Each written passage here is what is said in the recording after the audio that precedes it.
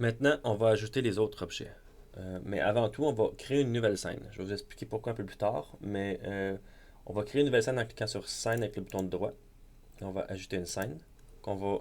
Ah oui, dans ce cas-ci, on n'a pas besoin d'ajouter de feuille d'événement. Euh, En général, quand on crée une scène, on ajoute une feuille d'événement si on veut coder des choses parce qu'il faut qu'ils soient reliés ensemble.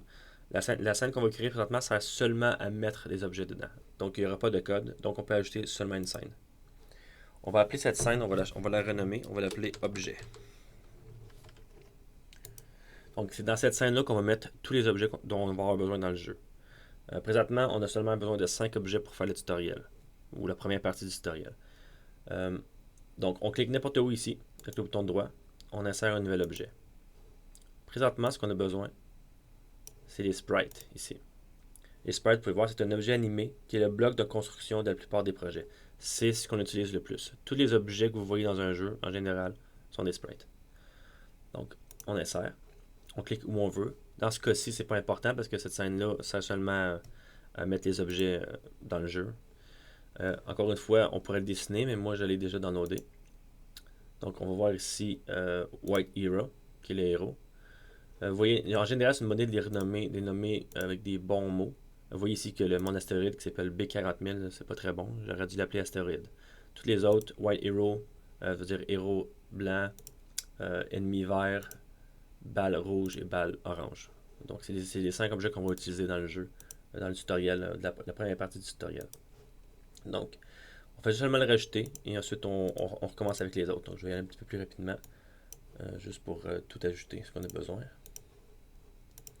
Donc on peut vraiment cliquer n'importe où dans l'écran, c'est pas important où on les met.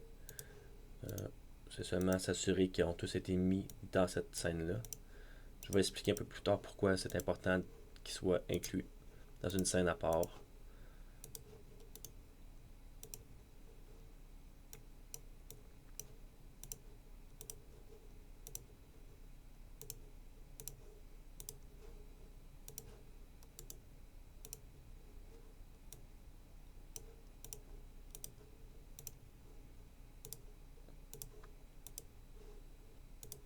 Voilà.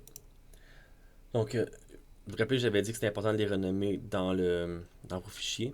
C'est aussi important de les renommer ici. Parce que vous pouvez voir ici que les trucs s'appellent arrière-plan répété, Sprite, Sprite 2, Sprite 3, Sprite 4, Sprite 5. C'est pas très bon parce que ça peut arriver qu'on a besoin de savoir le nom de l'objet sans voir l'image. Donc c'est important qu'on puisse seulement avec les noms savoir quel objet est quoi. Donc maintenant, la prochaine étape, c'est de les renommer.